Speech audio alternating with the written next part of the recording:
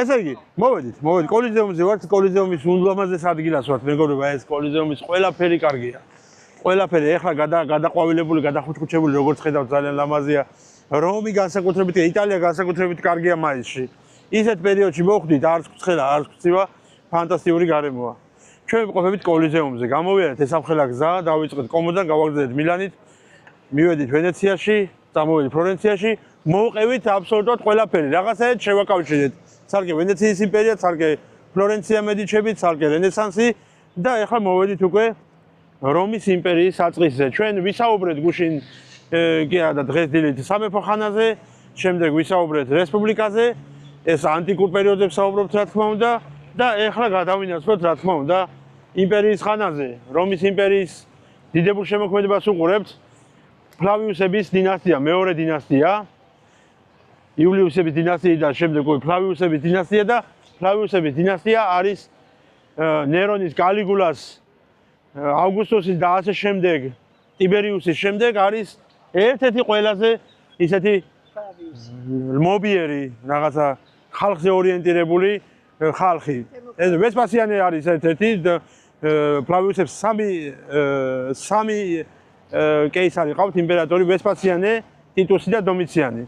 ვესპასიანე იწყებს ამის მშენებლობას, მშენებლობა იწყება ახალ წელთაღრიცხვაში უკვე გადმოვდივართ 72 წელში და შესაბამისად გრძელდება 80 წლის განმავლობაში.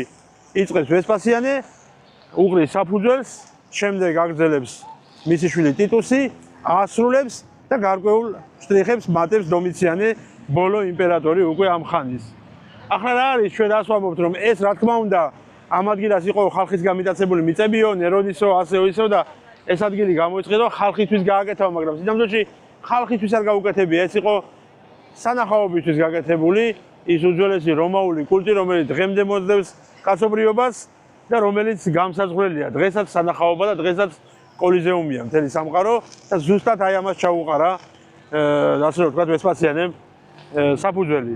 ჩვენ ვხედავთ ნაგებობას, რომელიც ნაწილობრივ რესტავრირებულია, ნაწილობრივ დანგრეულია თავის დროზე, შემდეგ აღდგენილია იქით და ფასადი ქვებისალაგია, ხედავთ, რასაც ქვებიალაგია, ის არის ახალი, მისდაბლა არის ძველი ნაწილი.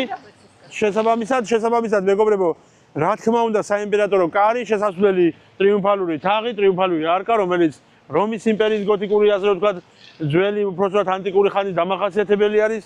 ეს შესასვლელი ყველა მხრივ ეს რომია, ეს რომის იმპერიის, ასე რომ ვთქვათ, გაგრძელება. შემდეგ ეს აგრძელებს, ეს თავის საქმეს აკეთებს. ნუ ჩვენ ფორუმს ნახავთ, აქეთ მხარეს, სადაც ერთგვარი მთელი საკანონმდებლო